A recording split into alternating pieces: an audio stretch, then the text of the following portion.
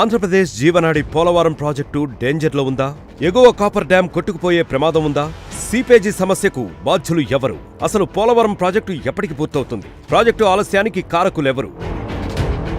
AP ప్రభుత్వాధికారుల అలసత్వమా? కేంద్ర ప్రభుత్వం తీసుకుంటున్న చర్యలేంటి? ఇప్పుడు తెలుసుకుందాం.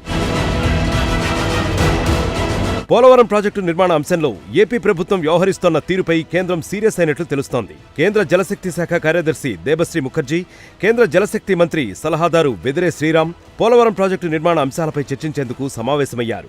ఈ భేటీకి ఆంధ్రప్రదేశ్ జలవనరుల శాఖ ముఖ్య కార్యదర్శి Shashibhushan Kumar, engineer in chief C Narayana Reddy, Polavaram chief engineer Sudhakar Babu హాజరయ్యారు. ఈ సమావేశంలో సీపేజీ సమస్య, కాపర్ డ్యాం పరిస్థితులు, ప్రాజెక్టు ఎప్పుడు పూర్తవుతుంది తదితర అంశాలపై చర్చించారు. ఈ సందర్భంగా ఏపీ ప్రభుత్వ అధికారుల తీరుపై దేబశ్రీ ముఖర్జీ ఆగ్రహం వ్యక్తం చేసినట్లు సమాచారం. సీపేజీ సమస్యతో కాపర్ డ్యాం కొట్టుకుపోయే ప్రమాదం ఉందని, దీనికి బాధ్యులెవరని పోలవరం ప్రాజెక్టు అధికారులను ప్రశ్నించారు కేంద్ర జలశక్తి ముఖ్య కార్యదర్శి దేబశ్రీ ముఖర్జీ. అలాగే గైడ్ బండ్ కుంగడానికి కారకులెవరో ఎందుకు నిర్ధారించలేదని ఆగ్రహం వ్యక్తం చేశారు. అసలు పోలవరం ప్రాజెక్టు ఎప్పుడు పూర్తి చేస్తారని నిలదీశారు. కేంద్ర జలశక్తి అధికారుల ప్రశ్నలకు ఏపీ ప్రభుత్వ అధికారులు సమాధానమిచ్చారు.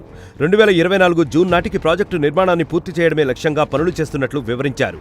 అయితే సీపేజీ కొట్టుకుపోయే దశలో ఉన్న కాపర్ డ్యాం, గైడ్ బండ్ కుంగడం వంటి సమస్యలు పరిష్కారం కాకుండా నిర్దేశించుకున్న గడువు లోపల ప్రాజెక్టు నిర్మాణం పూర్తి చేయడం సాధ్యమేనా అని కేంద్ర జలశక్తి అధికారులు సీరియస్ అయినట్లు తెలుస్తోంది.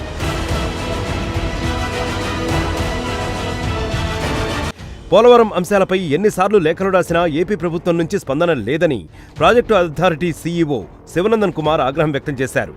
ప్రాజెక్టులో నీళ్లు ఖాళీ చేయాలని చెప్పినా పట్టించుకోలేదని కేంద్ర జలశక్తి అధికారులకు ఫిర్యాదు చేశారు. దీనిపై తీవ్రంగా స్పందించిన కేంద్ర జలశక్తి అధికారులు ఇప్పటికే ఎగువ కాపర్ డ్యాం తీవ్ర సీపేజీ సమస్యతో కొట్టుకుపోయేలా ఉందని, నీళ్లు నింపడం చాలా ప్రమాదమని అన్నారు. పోలవరం ప్రాజెక్టు నిర్మాణంలో ఏపీ ప్రభుత్వం తప్పుల మీద తప్పులు చేస్తోందని, ఎగువ కాపర్ డ్యాం మరమ్మతులు, నీటిని ఎత్తిపోస్తున్న ఖర్చులను కేంద్రం చెల్లించదని తేల్చి చెప్పారు.